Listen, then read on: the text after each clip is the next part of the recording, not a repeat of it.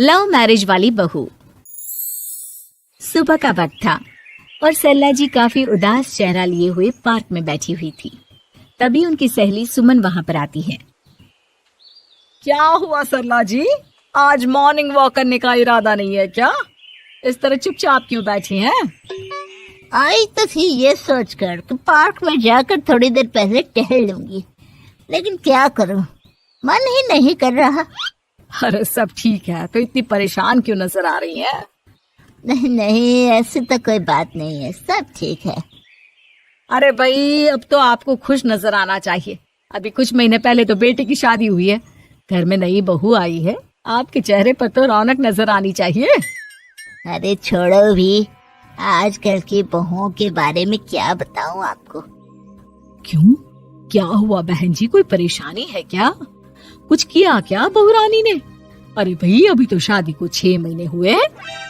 अब आपसे क्या छुपाना, आप तो जानती है मेरे बेटे ने लव मैरिज की है और मुझे ना इन लव मैरिज वाले बहुओं पर बिल्कुल भरोसा नहीं। ना जाने कब मेरे बेटे के कान भर दे। अरे लेकिन सरला जी, आपके बहू बेटा तो आपके साथ ही रहते हैं, फिर आपको इस बात का डर क्यों है? पता नहीं क्यों बहन जी, अभी तो मुझे अपनी बेटी दीपाली की भी शादी करनी है। बस इसी बात को सोचकर परेशान रहती हूँ। ये लव मैरिज वाली बहू पता नहीं कितने दिन परिवार में एडजस्ट कर पाएगी। कल को अगर बेटे को लेकर दूसरी जगह चले गई तो क्या होगा? अरे हाँ, याद आया, दीपाली तो दिल्ली में नौकरी करती है ना? हाँ हाँ, बहुत अच्छी नौकरी लगी है उसकी। और आप किसी से कहना मत, अपने ऑफिस में साथ में काम करने वाला कोई लड़का उसे बहुत पसंद है, बता रही थी मुझे। लेकिन अभी तो आप कह रही थी कि आपको लव मैरिज और इन सब में भरोसा नहीं है। अरे तो क्या हुआ, जहाँ बेटी खुश रहे वहीं मैं खुश हूँ। और वैसे भी बेटी को तो दूसरे घर जाना है, वो लोग जाने और उनकी बहू जाने, मुझे तो बस अपनी बेटी का ब्याह करना है। अच्छा, ठीक है, जैसी आपकी मर्जी। लेकिन मुझे लगता है कि आप अपनी बहू के लिए कुछ ज्यादा ही सोच रही हैं। क्या पता वो वैसी ना हो जैसी आप समझ रही हो। सरला जी अपनी जगह से उठते हुए कहती है, अब ये तो भगवान जाने, बस मेरी बेटी दीपाली की शादी उसकी पसंद से हो जाए तो मैं गंगा नहा लूं। चलिए, बहुत देर हो गई है, मैं भी अब घर जाती हूँ। अच्छा, ठीक है, मैं भी चलती हूँ। अगले दिन जब सरला जी अपने घर पर बैठकर चाय की चुस्कियां ले रही थी, तभी उनकी बहू वहाँ पर आती है। मम्मी जी, मैंने एक जगह नौकरी के लिए अप्लाई किया था और वहाँ से सब कुछ पॉजिटिव आया है। मैं भी नौकरी करना चाहती हूँ ताकि घर के खर्चों में थोड़ा हाथ बटा सकूं।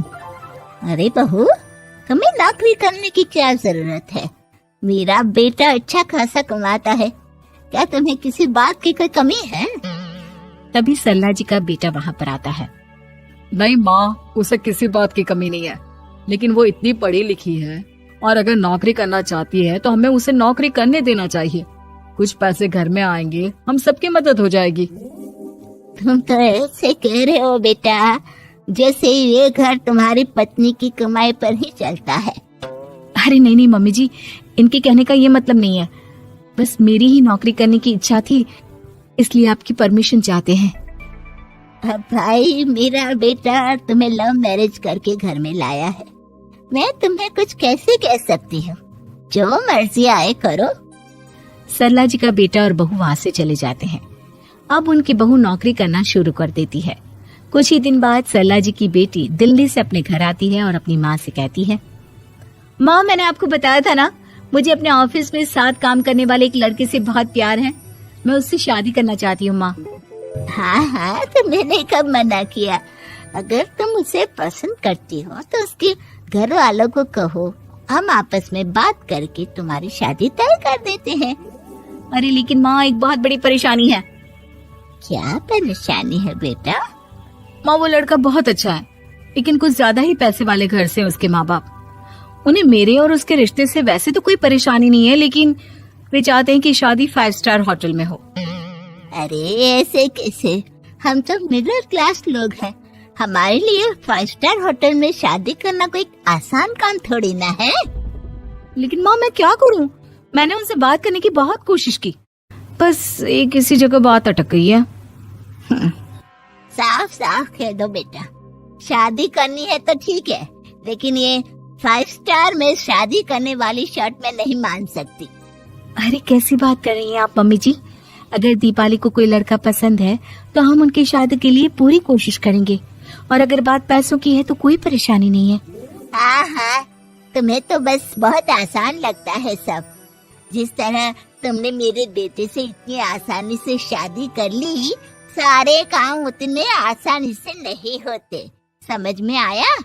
हर काम करने में पैसे लगते हैं। लेकिन माँ, मैं उस लड़की को बहुत पसंद करती हूँ।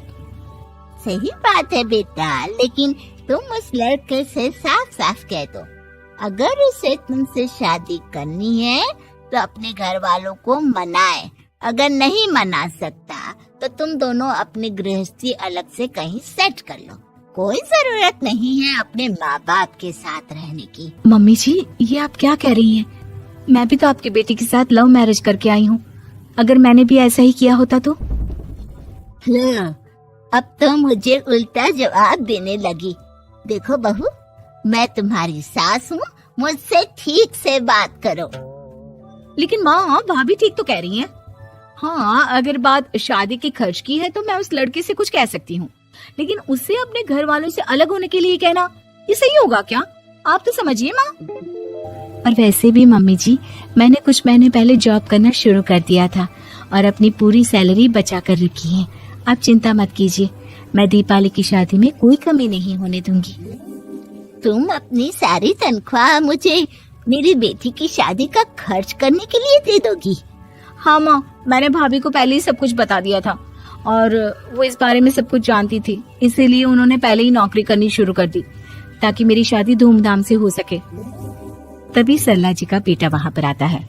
देखा माँ, जैसा हम हर समय समझते हैं वैसा होता नहीं है।